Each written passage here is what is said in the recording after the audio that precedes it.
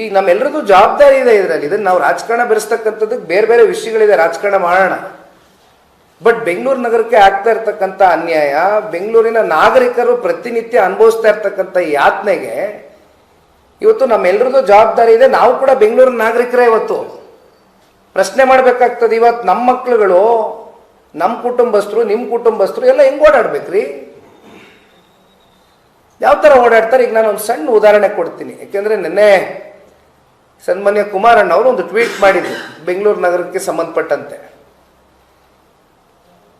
ಮಾನ್ಯ ಉಪಮುಖ್ಯಮಂತ್ರಿಗಳು ಅದಕ್ಕೆ ವಾಪಸ್ಸು ರಿಯಾಕ್ಷನ್ ಕೊಟ್ಟಿದ್ದಾರೆ. ಟ್ವೀಟ್ ಮೂಲಕ ನೀವು ಮಾತಾಡಿದ್ರೆ ಇದು ಏನು ಮಾಡ್ಲಿಕ್ಕಾಗೋದಿಲ್ಲ ಅಂತ ಹೇಳಿದ್ದಾರೆ.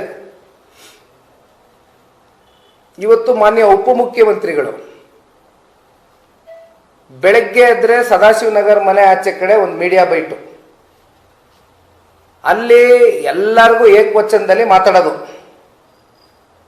ಆಮೇಲೆ ಅವ್ರ PR ಟೀಮು ಇವತ್ತೊಂದು ಇವೆಂಟ್ ಆಗಬೇಕು ಸರ್ ಅಂತ ಹೇಳಿರ್ತಾರೆ ಅವ್ರಿಗೆ. ಅದು ಯಾವುದೋ ಅವ್ರದ್ದು ಹಳೇದೊಂದು ಬೈಕ್ ಹತ್ಕೊಳ್ಳೋದು, ಪ್ರತಿನಿತ್ಯ ಒಂದೊಂದು ಹೊಸ ಕಲರು ಶಾಲ್ ಹಾಕೊಳ್ಳೋದು, ಕಣ್ಣಿಗೆ ಒಂದು ಕೂಲಿಂಗ್ ಗ್ಲಾಸ್ ಹಾಕೊಳ್ಳೋದು, ಝೀರೋ ಟ್ರಾಫಿಕ್ ಮಾಡಿಸೋದು, ಯಾವುದೋ ಒಂದು ಫ್ಲೈಓವರ್ ಹತ್ಬಿಡೋದು. ಅಲ್ಲಿಗೆ 2 ದಿನದ PR ಇವೆಂಟ್ ಮುಗಿದೋಯ್ತು. 2 ದಿನದ ಚರ್ಚೆ. ಉಪಮುಖ್ಯಮಂತ್ರಿಗಳು ಓಹೋ ಏನು ಬೈಕ್ ಮೇಲೆ ಹತ್ಕೊಂಡು ಬೆಂಗಳೂರು ನಗರ ಎಲ್ಲ ನೋಡ್ಕೊಂಡು ವೀಕ್ಷಣೆ ಮಾಡ್ಕೊಂಡು ಬಂದ್ಬಿಟ್ಟಿದ್ದಾರೆ ಅಂತ.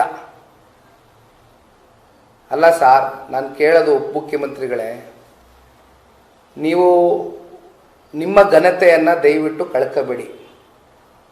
ಏನು ಕುಮಾರಸ್ವಾಮಿ ಅವ್ರ ಕೊಡುಗೆ ಕೇಂದ್ರಕ್ಕೆ ಹೋದ್ಮೇಲೆ ಪಾಪ ಪ್ರಶ್ನೆ ಮಾಡಿದ್ದೀರಿ ನೀವು. ಎಲೆಕ್ಟ್ರಿಕ್ ವೆಹಿಕಲ್ ಬಸ್ಸಸ್ಸು ಮೊದಲನೇ ಹಂತದಲ್ಲಿ ಇಡೀ ದೇಶ ವ್ಯಾಪ್ತಿ 10,000 ಬಸ್ಸಸ್ಸು ಹಂಚ್ತಕ್ಕಂಥದ್ದಾದಾಗ ಸನ್ಮಾನ್ಯ ಕುಮಾರಣ್ಣ ಅವರು 45% ಅಂದರೆ 4,500 EV ಎಲೆಕ್ಟ್ರಿಕ್ ಬಸ್ಸಸ್ನ ಕೊಟ್ಟಿರುವಂಥದ್ದು ಬೆಂಗಳೂರು ನಗರಕ್ಕೆ. ಮರ್ತ್ಬಿಟ್ಟಿದ್ದೀರಿ.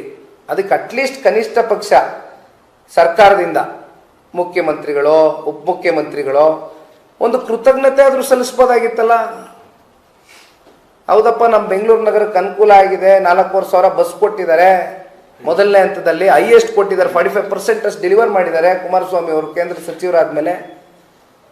ನಾವು ಒಂದು ಸೌಜನ್ಯತೆಯಿಂದ ಒಂದು ಕೃತಜ್ಞತೆಯನ್ನು ಸಲ್ಲಿಸ್ತೀವಿ ಅವ್ರಿಗೆ ಅನ್ನೋದಾದ್ರೂ ರಾಜಕೀಯ ಬೇರೆ ವಿಚಾರ. ಹೇಳಿದ್ರ ನೀವು? ಹೇಳಲಿಲ್ಲ. ಇನ್ನ ನಾನೊಂದು ಮಾತು ಹೇಳ್ತೀನಿ. ಯಾಕೆಂದ್ರೆ ಇವತ್ತು ನಾವು JP ನಗರ ನಮ್ಮ ನಿವಾಸದಲ್ಲಿ ಕೂತಿದ್ದೀವಿ.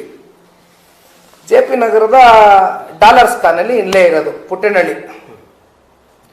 ಸನ್ಮಾನ್ಯ ಕುಮಾರಣ್ಣ ಅವರು ಮುಖ್ಯಮಂತ್ರಿಗಳಾಗಿದ್ದಾಗ, ಇವ್ರ ಸರ್ಕಾರಗಳಿದ್ದಾಗ ಪ್ರತಿನಿತ್ಯ ಏನು ಮಳೆ ಆಗಂತ ಸಂದರ್ಭದಲ್ಲಿ 3 ಅಡಿ 4 ಅಡಿ ನೀರು ನಿಲ್ಲದು.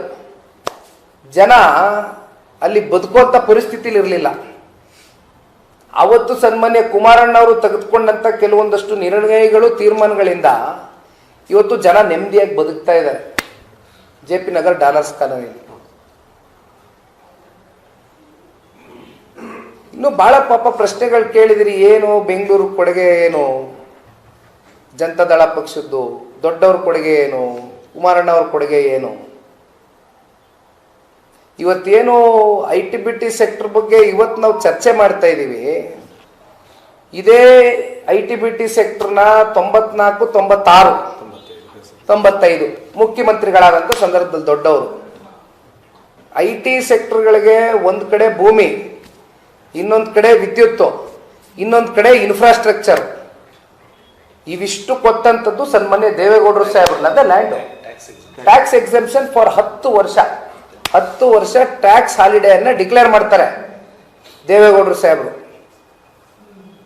ಇದು IT-BTಗೆ ಬುನಾದಿ ಆಗ್ತಂಥದ್ದು ದೇವೇಗೌಡರು ಸಾಹೇಬರು, ಅಡಿಗಲ್ಲಾಗ್ತಂಥದ್ದು ದೇವೇಗೌಡರು ಸಾಹೇಬರು. ಅವ್ರು ಬಿತ್ತಂತ ಬೀಜ ಯಾರೋ ಅದನ್ನ ಪಾಪ ಆ ಟೈಮಲ್ಲಿ ಆ ಕ್ರೆಡಿಟ್ನ ತಗೊಂಡ್ರು. ಸಿರ್ಸಿ ಫ್ಲೈಓವರ್ L&T ಕಂಪ್ನಿಗೆ ಕೊಟ್ಟು ಸಿರ್ಸಿ ಫ್ಲೈಓವರ್ನ ಫಸ್ಟ್ ಬೆಂಗಳೂರಿಗೆ ಮೊದಲನೇ ಫ್ಲೈಓವರ್ ಕೊಟ್ಟಿದ್ದು ದೇವೇಗೌಡರು ಸಾಹೇಬರು.